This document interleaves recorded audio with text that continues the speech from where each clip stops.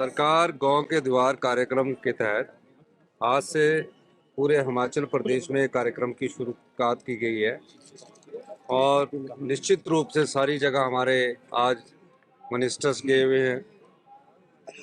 मैंने ये कार्यक्रम की शुरुआत 12 बजे करनी थी, लेकिन लोगों ने बाहर जगह जगह स्वागत द्वार लगाए हुए थे, थोड़ा लेट हो गया।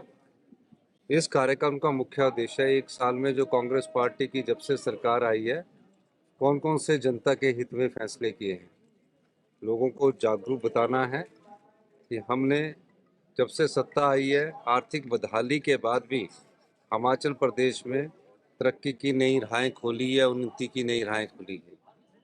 हम पहली सरकार है जहां ओल्ड पेंशन स्कीम लागू की गई और तकरीबन ओल्ड पेंशन स्कीम लागू करने के बाद 800 सरकारी कर्मचारियों को इसका फ़ायदा मिलना शुरू हो गया। यानी कि जिनको 2800 रुपया मिलते थे या 2750 रुपया मिलते थे, ओल्ड पेंशन के मिलने के बाद वो लोग मुझसे मिले और तकरीबन उनको 27,000 रुपये का फ़ायदा मिलना शुरू हो गया। दूसरा, आपदा आई इस प्रदेश में, ऐतिहासिक आपदा थी। ऐसी त्रासदी हमने अपने जीवन काल में पहले कभी नहीं देखी।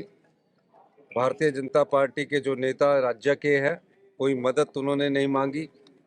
हमने 4500 करोड़ रुपए का आपदा राहत पैकेज जारी किया और जिनके घर उजड़ गए थे, पानी में बह गए थे, तकरीबन 16,000 ऐसे घर थे जिसमें 4,000 घर पूरी तरह उजड़ गए थे। पाई जोड़कर एक व्यक्ति हिमाचल प्रदेश में एक ही घर बनाता है या किसी का 2 से ज़्यादा घर होता नहीं है।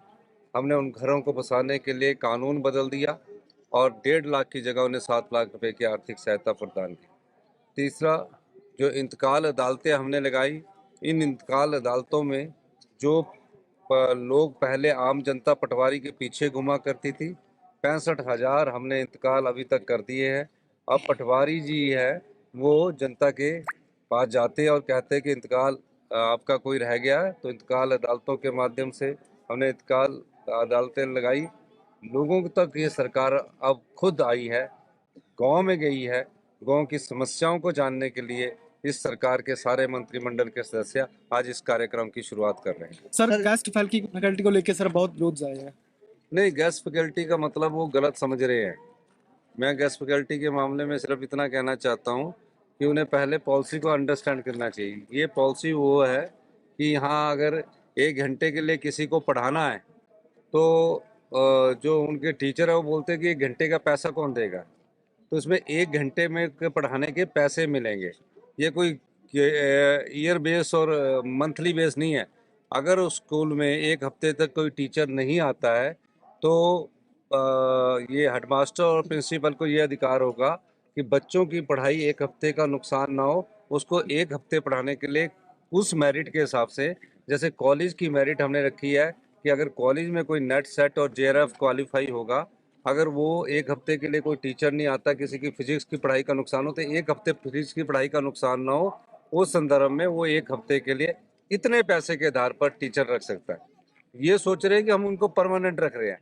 जिसका ना भी गेस्ट है तो मतलब आए, पढ़ाए, जितने घंटे पढ़ाएगा। सिर्फ उस समय क्या है कि घंटों की मेहनतनामा फिक्स नहीं किया गया था क्योंकि प्रिंसिपल क्या कैसे पैसे देंगे, एसएमसी कैसे पैसे देगी, तो हमने घंटे का पैसा फिक्स कर दिया। जनमंच की तर्ज पर कोई नाम नहीं बदला। हमारा मतलब हमने 36 करोड़ रुपया जनमंच पर उन्होंने खर्च किया, हमारा कोई पैसा खर्च नहीं हो रहा है। हम जनता की सेवा के लिए आए हैं और ये जनमंच की तरह कोई मंच नहीं है। ये तो आम लोगों का मंच है।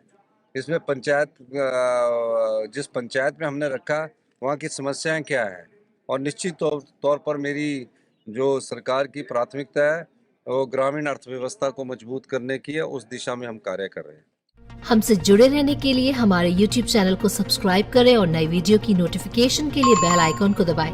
अगर आप ये वीडियो Facebook पर देख रहे हैं तो लाइक जरूर करें और ज्यादा से ज्यादा शेयर करें। इसी तरह के और भी अपडेट्स के लिए फॉलो करें हमारा Instagram पेज himachal.kesri।